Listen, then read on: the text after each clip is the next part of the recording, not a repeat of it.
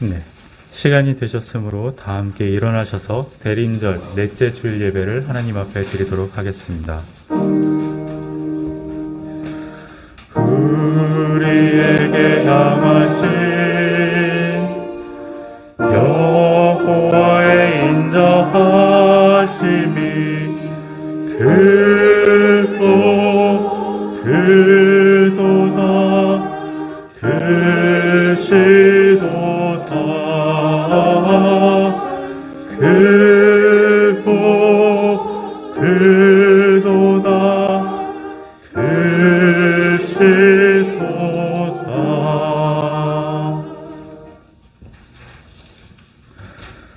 참 좋으신 하나님, 하얀 눈이 소복히 쌓인 주일 아침입니다. 하얗게 내리는 눈 앞에서 우리 아이들이 해맑게 즐거워하듯 주님 오심이 우리한테도 그러했으면 좋겠습니다. 하지만 우리는 쉽게 넘어지고 쉽게 슬퍼하고 쉽게 비난합니다. 우리의 연약함을 주여 돌보시고 이 세상에 다시 한번 주님께서 뜻하시는 그 생명의 빛을 튀어낼 수 있는 자로 이끌어 주시옵소서. 이 시간 드려지는 모든 예배가 주님 앞에서 다시 한번 우리의 마음을 깨끗하게 하며 힘써 나아갈 수 있는 우리의 도움이 되어 주옵소서. 예수님 함께 하시길 간절히 바라오며 우리 구주 예수 그리스도의 이름으로 기도드립니다. 아멘. 하나님 앞에 나온 우리들은 먼저 우리의 죄를 고백하고 용서를 받아야겠습니다. 침묵으로 우리의 죄와 허물을 주님 앞에 하려 용서를 기다립시다.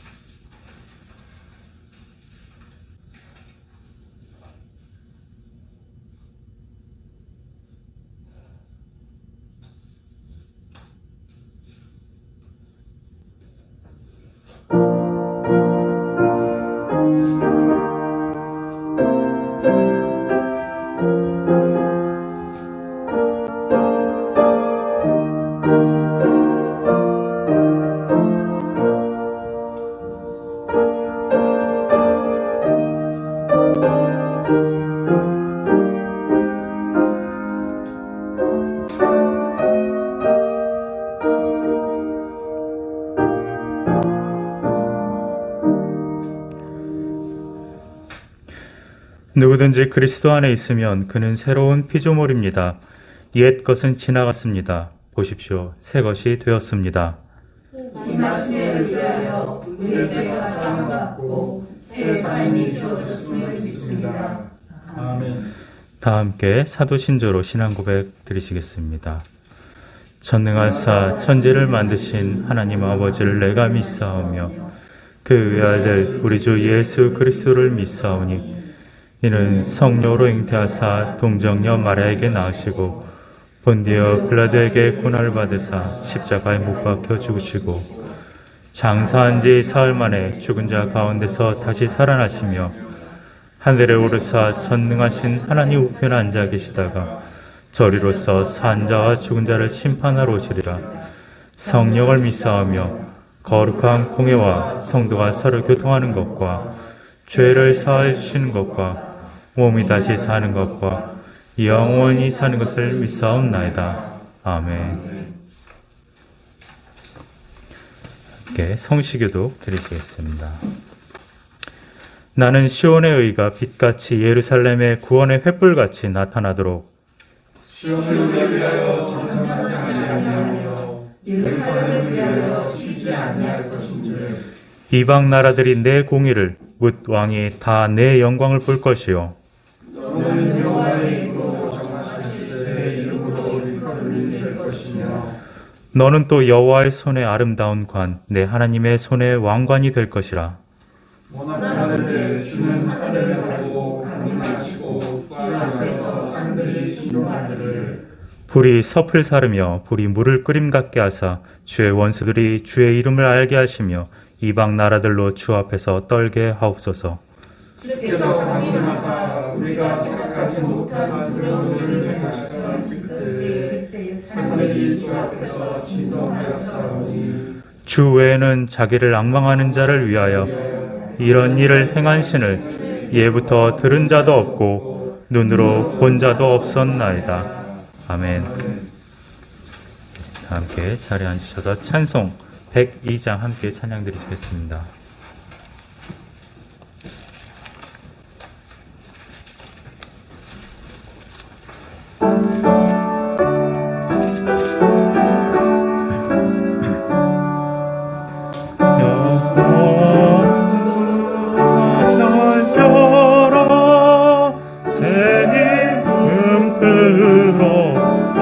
하신다 마하에와 이오시니 만민의 구주시로다 내 마음을 열어라 내 사사건이 그치고 그 나라 이루도록 주 계신 성자 삼으라. 오 나의 주 내 마음에 붙들사 함께 계시며 그 큰 사랑 늘 동행하여 주소서.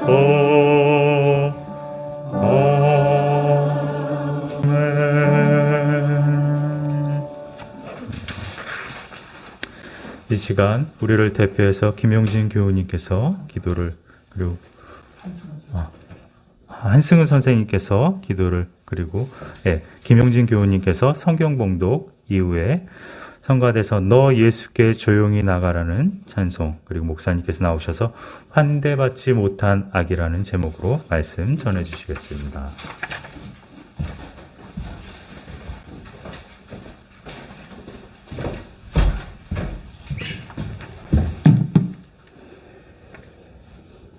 네, 기도드리겠습니다. 지난 한 주간도 사랑으로 저희들의 삶을 돌아보게 하시고 건강한 몸으로 오늘 주일 예배를 맞이할 수 있도록 이끌어 주신 아버지 하나님께 감사드립니다. 이 예배와 찬양을 통해 주님과의 기쁜 만남을 이루게 하시고 감사하고 사랑하는 마음으로 저희들을 채워갈 수 있도록 주님께서 이끌어 주시옵소서.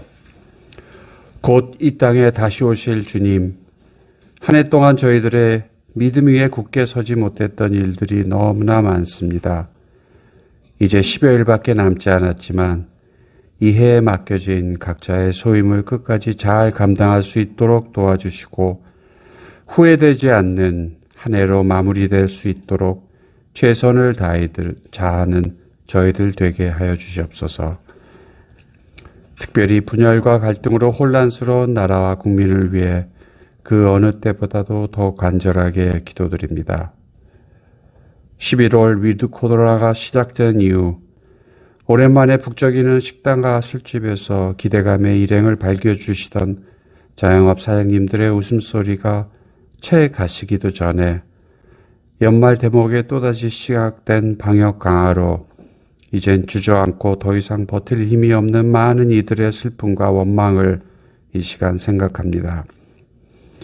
일관성 없는 정부 정책은 희망 고문으로 남아 기대만큼 더 큰 실망을 주며 상처를 주고 있고 백신 유효성 논란까지 생기며 미래에 대한 불안감은 더 커지고 있습니다.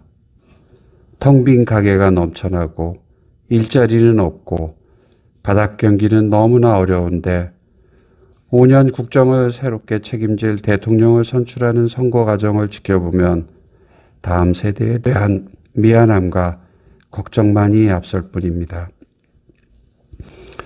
이 와중에도 여호와야 이념, 남녀, 지역, 세대, 종교 등 가릴 것이 없이 온 나라가 분열과 갈등으로 찢어져 서로를 저주하며 싸우고만 있습니다. 이제라도 국가를 갈등으로 분열시켰던 위정자들이 스스로 회개하여 하나님의 뜻대로 나라를 공의와 정의로 다스리고 오직 국민의 마음과 국가의 미래만을 생각하는, 국민을 갈라치고 기만하는 일이 없는, 국민에게 위탁받은 권력을 오로지 국민을 위해 사용하는, 국민을 섬기는 위정자가 되도록 도와주시옵소서.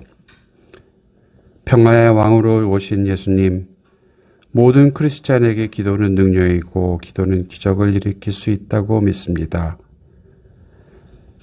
기도로 치유의 역사가 일어나며 희망을 일으키고 절망을 소망으로 바꾸고 간절한 기도는 분열도 해결될 수 있다고 믿습니다. 이제는 서로를 증오하고 미워하지 않고 서로를 사랑하고 보다듬어주는 아버지의 뜻을 이 땅 위에 거룩하게 세울 수 있도록 끝없이 나라를 위해 드리는 저희의 기도를 외면하지 말고 응답하여 주시옵소서. 하나님이 우리의 기도를 하늘에서 들으시고 우리의 죄를 사하시며 우리나라의 갈등과 병을 고쳐주시고 회복시켜 주시리라 믿습니다. 오늘 한강희 목사님 말씀을 전하실 때 말씀에 은혜 넘치게 하시고 저희들 그 말씀을 들을 때 주님과 더욱 깊은 소통을 할 수 있도록 이끌어 주시옵소서. 예배의 모든 것을 주님께 맡기오며 이 모든 말씀 예수님의 이름으로 기도드렸습니다. 아멘.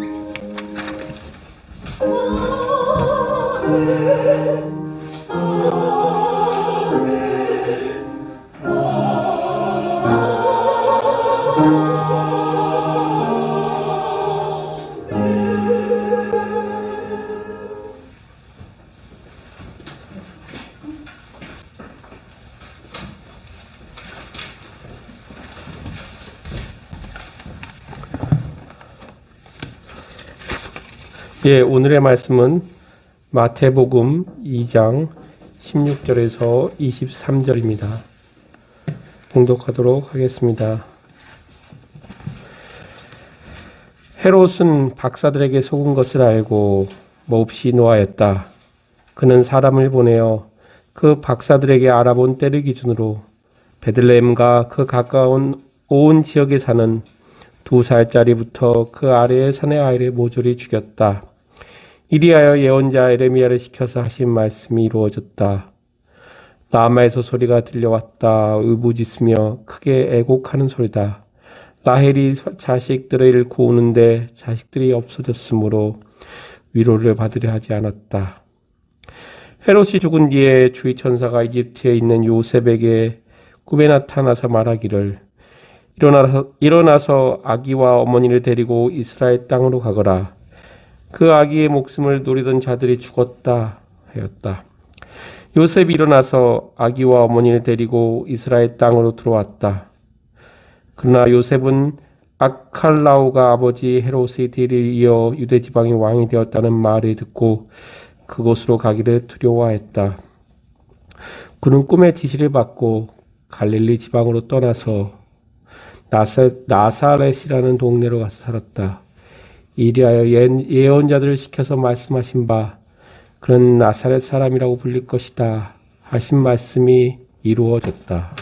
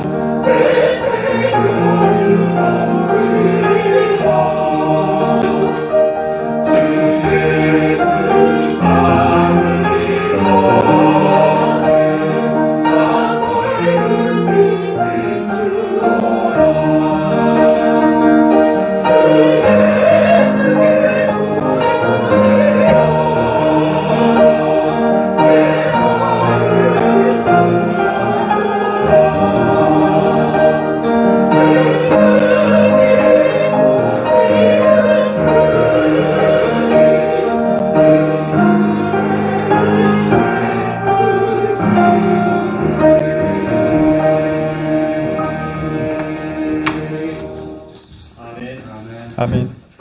성가대 찬양 감사드립니다. 오늘은 대림절 마지막 주일인 넷째 주일입니다. 오는 토요일이 성탄일이 됩니다. 우리 교회에서는 이 급증하는 코로나 감염을 좀 방지하고자 하루 후인 주일에 함께 성탄일을 기념하도록 하려고 합니다. 우리 아기 예수님의 은총이 우리 낙산교회 교우님들의 가정과 직장에 늘 함께하길 기원합니다. 오늘은 환대받지 못한 아기라는 제목으로 말씀 나누겠습니다. 우리 교회 유튜브 크리에이터 김소령 교우님이 운영하시는 채널이 있습니다. 제가 한번 소개시켜드린 적이 있는데 소람스라는 채널입니다. 저도 구독을 하기에 즐겨 감상을 합니다. 근데 여러분 보시면 최근에 이 소람스 영상이 좀 달라졌어요. 아로니가 등장하기 전과 후로 이렇게 나눠진다 생각이 듭니다.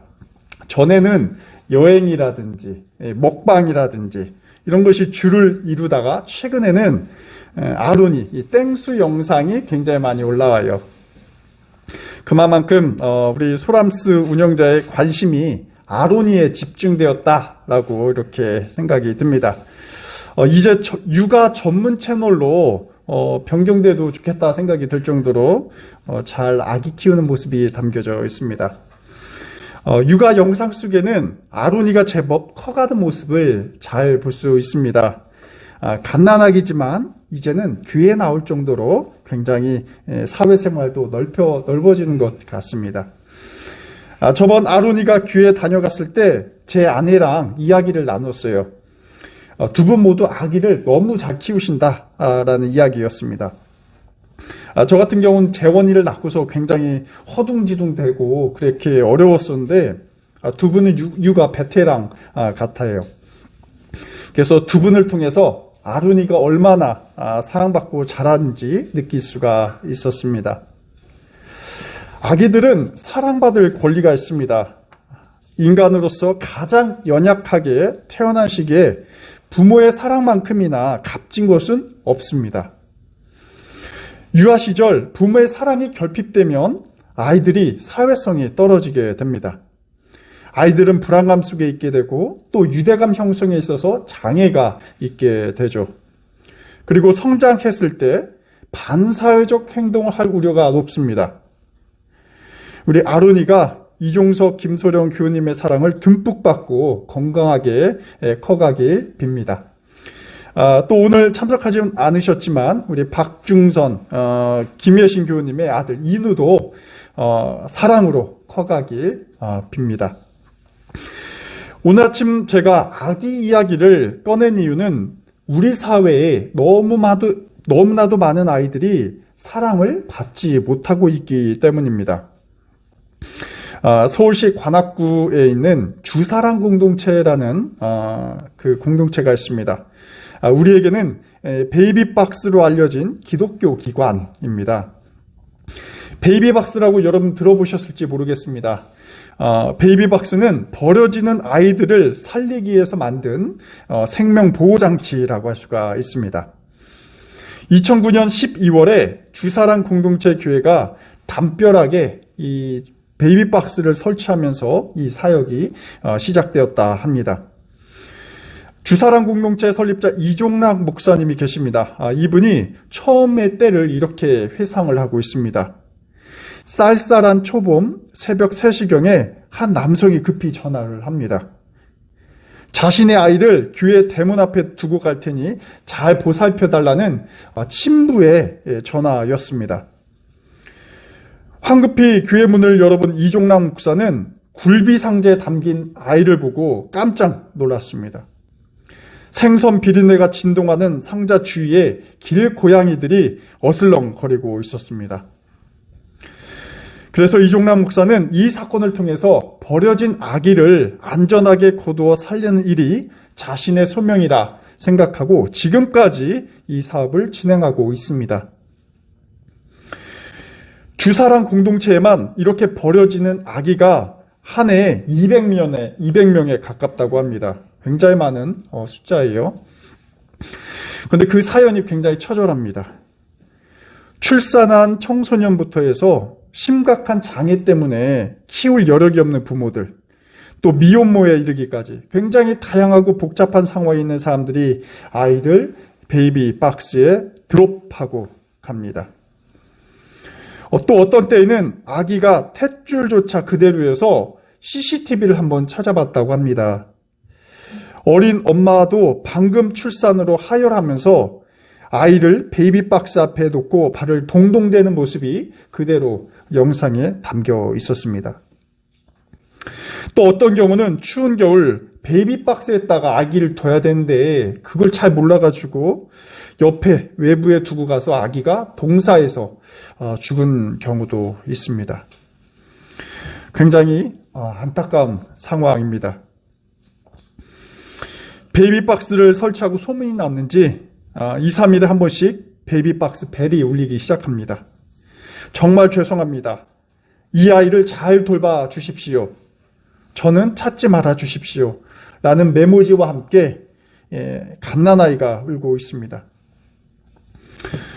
이종락 목사는 이 아이들에게도 살 권리가 있다 이렇게 항변합니다.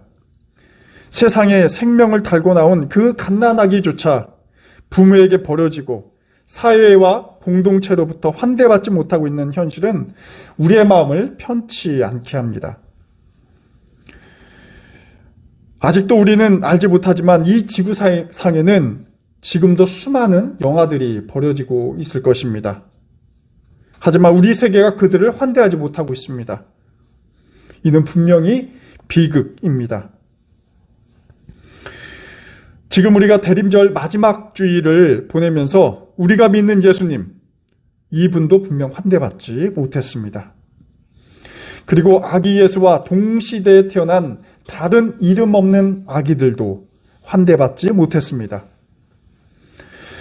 오늘 아침 우리가 묵상한 마태복음 2장 16절 이하의 말씀은 이러한 환대받지 못하는 아이들의 모습을 잘 그리고 있습니다.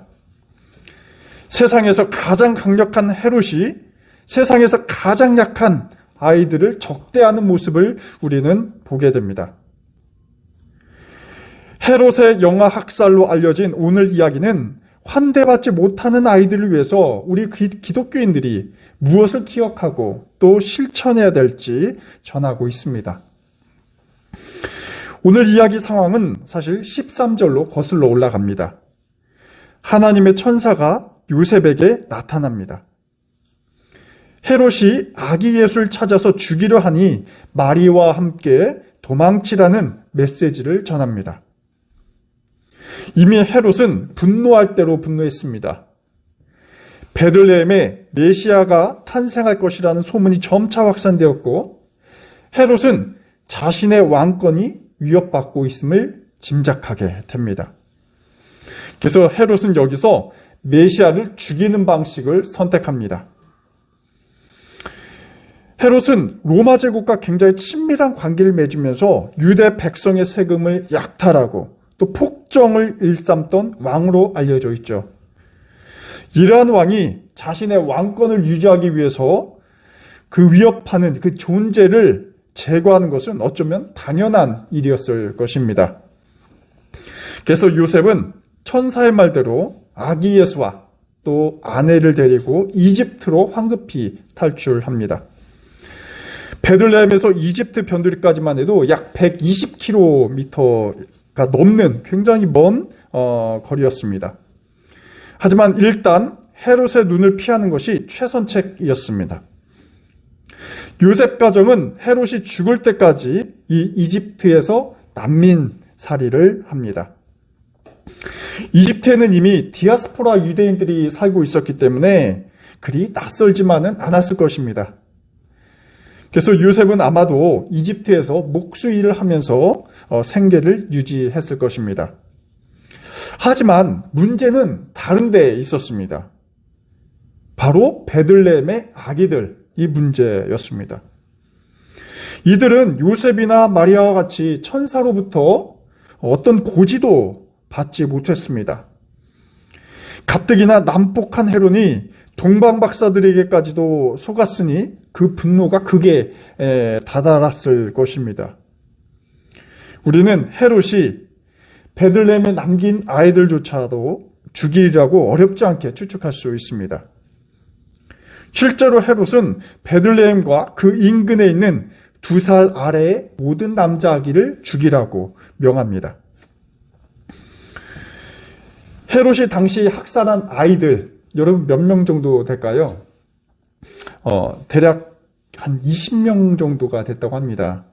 어찌 보면 많지 않은, 우리가 기대한 것과 달리 많지 않은 숫자라고 할지 모르겠습니다. 하지만 어린 아이들을 잃어버린 그 부모의 고통은 무척이나 컸습니다. 18절에서는 부모의 고통을 이렇게 묘사하고 있습니다. 라마에서 소리가 들려왔다. 울부짖으며 크게 슬피 우는 소리이다. 라헬이 자식들을 잃고 오는데 자식들이 없어졌으므로 위로를 받으려 하지 않았다. 여기서 라헬은 구약에 등장하는 야곱의 둘째 아내입니다. 자식이 없어서 통곡했던 그러한 슬픔의 여인이었습니다. 물론 훗날에 요셉과 베냐민을 낳긴 하지만 그럼에도 불구하고 굉장히 어려움 가운데 처한 인물이었습니다. 그런데 라마에서 라헬이 자식들을 위해 통곡한다는 표현이 있습니다. 여기서 라마는 라헬이 베냐민을 낳다가 죽은 곳이기도 하고 또 이스라엘 백성이 바벨론 포로로 잡혀가는 그 집결지가 바로 라마였습니다. 그래서 합쳐보면 라헬의 자손들이 포로로 잡혀가는 것을 보고 통곡하는 모습을 바로 이 구절에서 표현한 것입니다. 하나의 문학적인 기교라고 볼 수 있죠. 그만큼 이 베들레헴의 부모, 특히 어머니들도 아이들이 헤롯에 의해서 무자비하게 죽어가는 것을 보고 굉장히 통곡했다라는 것입니다. 친아들의 생명을 잃어버린 어머니의 심정을 가늠하기 어려울 것입니다. 우리는 오늘 본문에서 통곡하는 소리를 듣습니다. 이 통곡은 아이들 향한 절대 권력자가 저지른 죄의 결과였습니다. 오늘 복음서의 저자 마태 기자는 베들레헴의 아이들이 환대받지 못하고 죽었다는 그 장면을 생생하게 전하고 있습니다. 또 극한의 슬픔 속에서 그 아이들의 죽음을 지켜볼 수밖에 없었던 그 나약한 부모들을 만나게 됩니다. 자신의 정치적 자리를 보존하기 위한 헤롯의 욕망이 불러일으킨 참극입니다. 헤롯은 자신의 왕권을 보존하는 데 급급해 세상에서 가장 약한 어린아기를 희생제물로 삼습니다. 우리가 성탄절 때 되면 기쁘다 구주 오셨네 이렇게 찬송을 부릅니다. 하지만 이것은 베들레헴의 작은 마을에서는 해당 사항이 없습니다. 그 어떤 잔혹한 드라마보다도 더 큰 비극이 이 작은 마을 속에서 벌어졌습니다. 정말로 메시아 예수가 우리 모두의 기쁨이 되기 위해서는 베들레헴의 통곡의 울음이 그치게 해야 합니다. 때로는 권력자들의 그 무자비한 살인 행위를 멈추도록 목소리를 내야 합니다. 여러분, 베들레헴에서 발생한 이 참극은 비단 2000년 전 이야기로만 그치지 않습니다. 우리는 이미 지금의 역사 속에서 벌어지는 어쩌면 더 잔인한 장면을 기억하고 있습니다. 지금 이 순간에도 환대받지 못한 아이들을 기억할 필요가 있습니다. 여러분, 어떤 목소리를 듣고 계십니까? 어떤 통곡의 소리가 우리 사회에 울려 퍼지고 있습니까?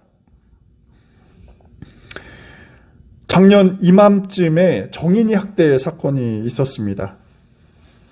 그리고 이외에도 수많은 아이들이 사랑을 받지 못하고 공포 속에서 죽어가는 경우도 많이 있습니다. 제가 통계를 한번 조사해 봤는데요. 2020년 보건복지부에서 발표한 아동학대 주요 통계를 보면 해마다 접수되는 아동학대 사례가 3만 건 이상이 보고되고 있다고 합니다. 지난 한 3년 전, 요 정도 전만 해도 2만 건 정도였는데 갈수록 점차 아동학대가 증가하고 있습니다. 출생률도 점차 낮아지고 있는데 말이죠. 그리고 심지어 24개월 미만의 아이들이 학대로 사망한 케이스가 30여 건이 넘습니다. 헤롯이 저지른 영아 학살보다 더 많은 아이들이 우리 사회, 한국에서만 이렇게 죽어가고 있습니다. 어쩌면 우리 사회가 2000년대의 그 사회보다 더 잔인한 사회가 되어버렸다 이렇게 생각해 봅니다. 우리는 이러한 아동학대 현상을 극복하기 위한 다양한 노력을 해야 합니다. 학대를 막기 위한 법적 제도도 필요합니다. 또 아동에 대한 인식의 전환과 안전한 환경을 조성하기 위한 법적인 시스템도 필요합니다. 하지만 여기에 더해서 신앙의 관점에서 보면 우리는 영적인 회심도 필요합니다. 저는 왜 하나님께서 어린 아기의 모습으로 이 땅에 오셨을까 한번 질문을 던져봅니다. 여러분, 왜 하나님께서는 이 세상에 가장 약한 자의 모습으로 이렇게 오셨을까요? 엉뚱한 질문 같지만 중요한 신앙적인 의미가 담겨 있다 봅니다. 예수께서는 청년의 모습으로 이 땅에 오지 않으셨습니다. 생애 주기에서 가장 힘이 세고 활동성이 좋은 그 청년의 모습으로 이 땅에 오지 않으셨습니다. 복음서에서 공동으로 목격하는 것은 예수님께서는 가장 연약한 인간의 모습, 그 가운데서도 갓난아기의 모습으로 오셨다 이렇게 증거하고 있습니다. 누군가의 돌봄이 없이는 하루라도 생명을 이어갈 수 없는 그러할 정도로 굉장히 약한 존재입니다. 우리가 성경을 통해서 확인한 것처럼 요셉과 마리아라는 부모의 도움 없이 예수는 절대적으로 생존할 수 없었습니다. 이 부부가 아기 예수님을 데리고 이집트로 피신하지 않았더라면 아기 예수는 헤롯의 칼을 피할 수 없었을 것입니다. 부부는 사랑으로 아기 예수님을 키웠습니다. 예수께서는 커가면서 메시아로서의 모습을 발현하게 됩니다. 누가복음 2장 40절에서 아기 예수님이 커가는 장면을 이렇게 묘사하고 있습니다. 사실 아기 예수님이 커가는 장면을 묘사하는 텍스트가 거의 없는데 누가복음에서는 이렇게 묘사하고 있어요. 아기 예수가 자라며 강하여지고 지혜가 충만하며 하나님의 은혜가 그의 위에 있더라. 인류를 구원할 메시아 예수님은 부모의 사랑으로 성장했습니다. 그리고 지혜를 얻고 하나님의 은총을 입었습니다.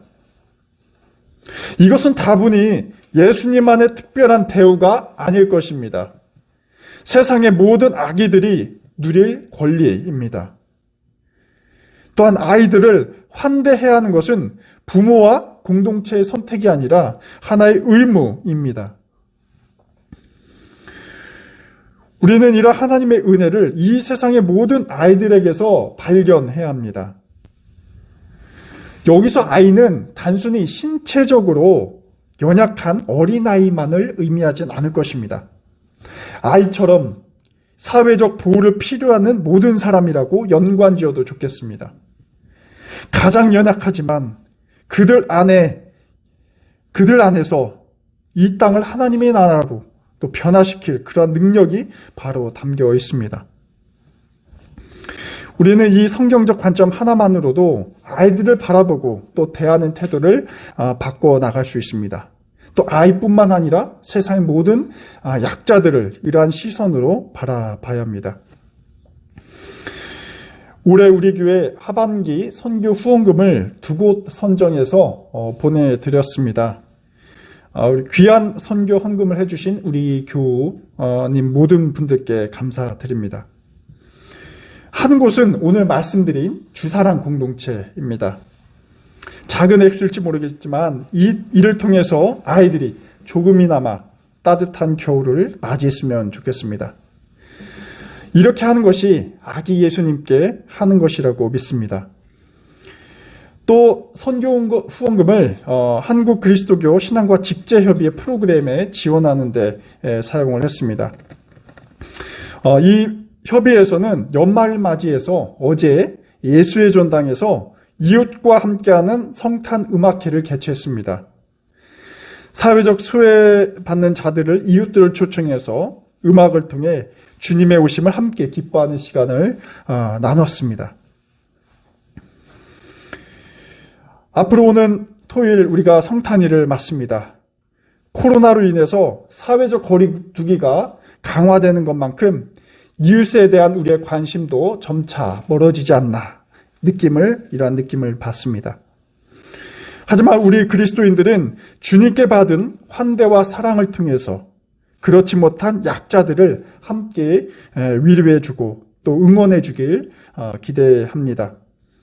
우리 낙산교회 교우님들 가정에도 기쁨의 원천이신 주님의 은혜가 이 소중한 대림절 함께하길 기대합니다. 기도하겠습니다. 하나님, 당신은 세상의 가장 연약한 존재로 이 땅에 오셨습니다. 하지만 세상의 권력자들에 의해 그분은 위협당하고 환대받지 못했습니다. 부모와 공동체의 사랑으로 성장하며 예수님께서는 지혜와 주님의 은총을 받았습니다. 그리고 인간의 죄를 대신 지며 메시아로서의 모습을 증거하셨습니다. 주님, 이 세상의 모든 연약한 자들을 위로하여 주옵소서. 그들은 나고자가 아니라 세상의 희망임을 깨닫게 하옵소서. 당신의 오심을 고대하는 이 절기, 슬픔이 기쁨으로, 절망이 희망이 되게 하옵소서. 예수 그리스도의 이름으로 기도드립니다. 아멘.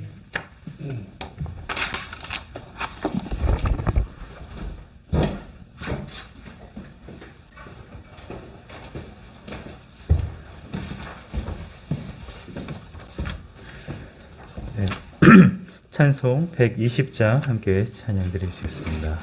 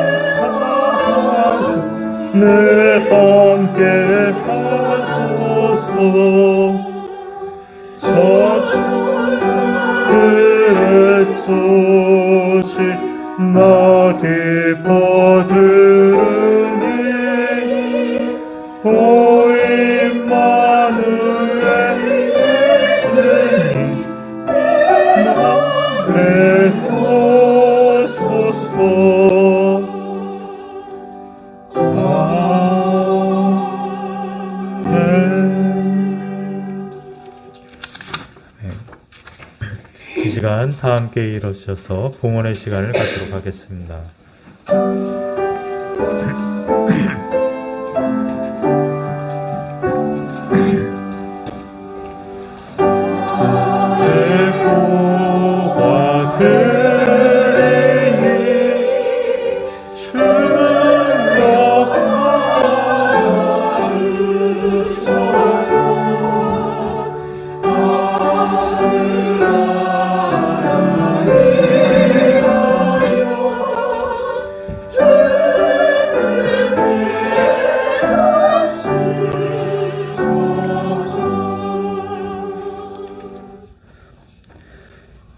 참 좋으신 하나님 아버지, 은혜를 감사를 드립니다.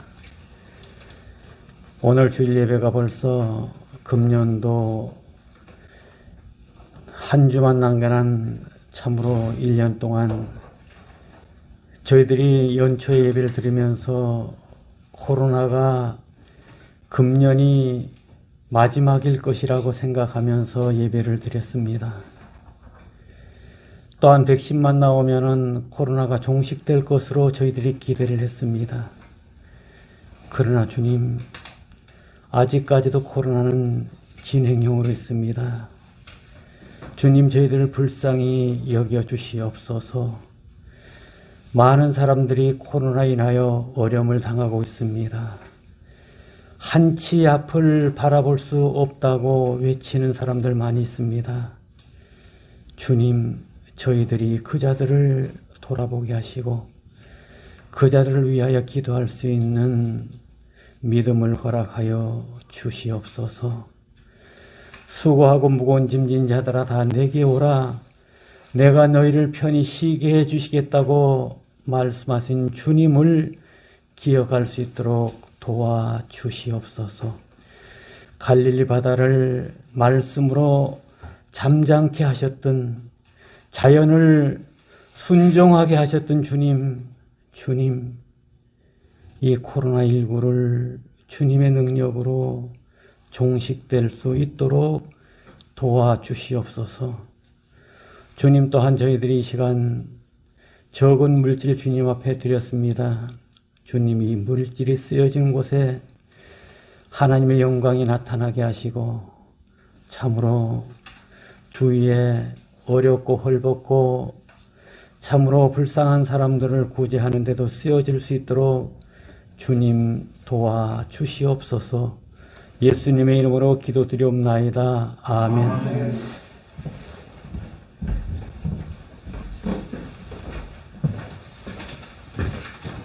다 함께 결단의 기도를 드리도록 하겠습니다. 은총의 하나님, 아기 예수님은 세상 중에 가장 연약한 모습으로 베들레헴에 오셨습니다. 세상의 권세는 그를 환대하지 않았습니다. 라마에서 슬피 우는 라헬의 통곡이 세상을 가득 채웠습니다. 주님, 무고하게 죽어가는 세상의 연약한 자들을 위로하여 주옵소서. 주님의 자비하심으로 그들을 환대하고 저희가 구원의 사역에 참여하여 모든 생명이 자유와 평화의 삶을 살아가게 하옵소서. 예수 그리스도의 이름으로 기도드립니다. 아멘.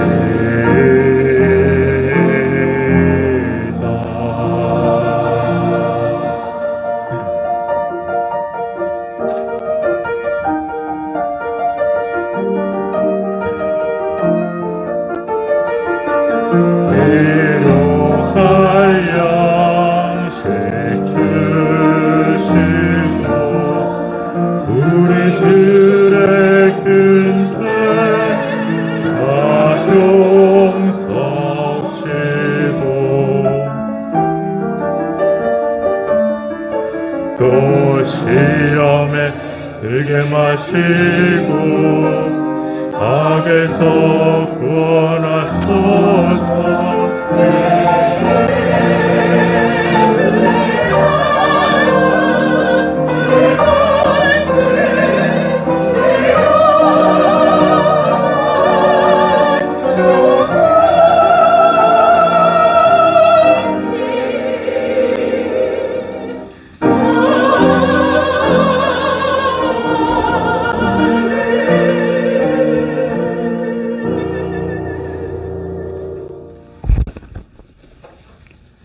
성부, 성자, 성령, 삼일체 하나님의 인도하심이 대림절 절기를 보내는 이 시기에 세상의 가장 작은 자들을 위로하시고 또 함께 주님의 오심을 기뻐하며 하나님 나라가 이 땅에 이루어져 희망의 찬가를 부르기를 원하는 낙산교회 모든 성도들 위해 늘 함께 하시길 간절히 축원하옵나이다.